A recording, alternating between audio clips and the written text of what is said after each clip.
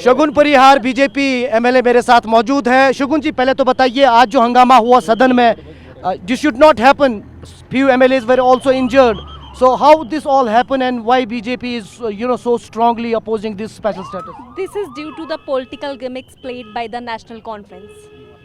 I will only say a single thing. This is due to this National Conference.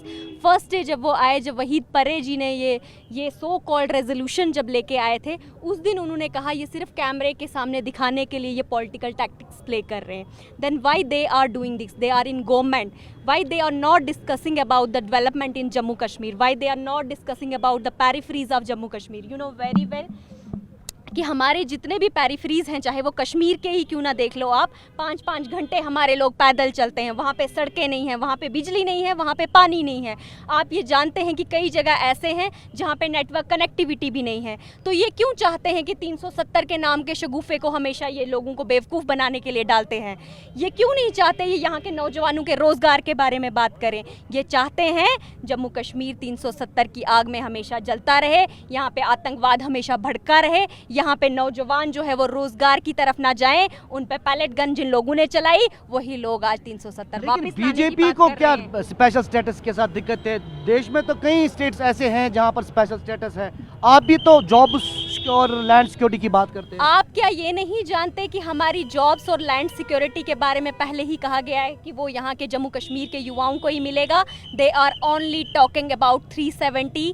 That is misleading the people of Jammu Kashmir. और ये 370 जो है इसने हमेशा आतंकवाद को भड़काया है जम्मू कश्मीर में. और 370 के जो ताबूत है उसमें आखिरी किल बीजेपी ने घोंप दिया है.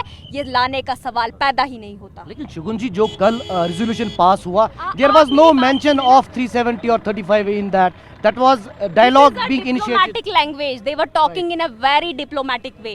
They know very well they have no developmental agenda.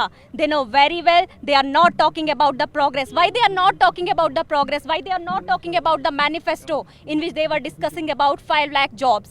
आखिरी सवाल, मुशाल मलिक, यासीन मलिक की वाइफ ने आज राहुल गांधी को एक पत्र लिखा है, खत लिखा है, जिसमें कहा है कि उन्हें इंटरवेन करना चाहिए. यासीन मलिक हंगर स्ट्राइक पर है. How do you see this? What is your reaction on this?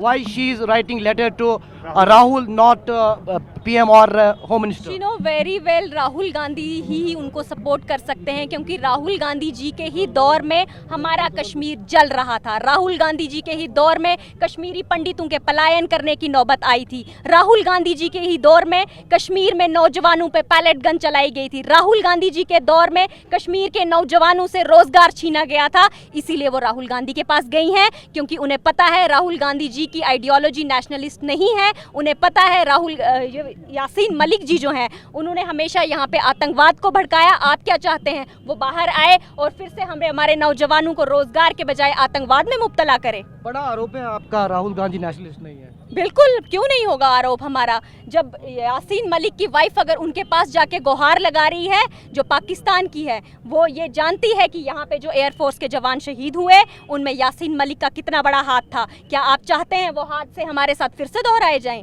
क्या आप चाहते हैं आतंकवाद फिर से भड़काया जाए?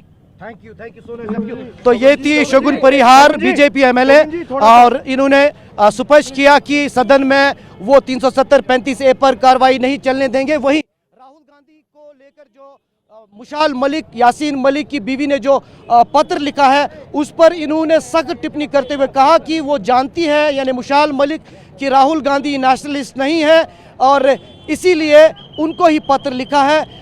शगुन परिहार बीजेपी एमएलए ने संगीन आरोप लगाते हुए ये कहा कि यासीन मलिक जिन आरोपों में बंद हैं और ना कांग्रेस लगातार चाहती है कि कश्मीर घाटी में या कुल मिलाकर जम्मू कश्मीर में स्थिति खराबी बनी रहे, उसी के चलते जो ख़त मुशाल मलिक, यासीन मलिक की बीवी ने लिखा है, वो इस बात को साबित करता है कि कांग्रेस की नीति और आइडियोलॉजी किस तरह की है. कैमरा पर्सन सैयद मुर्तज़ा के साथ इरफान कुरैशी, TV9 भारतवर्ष, श्रीनगर.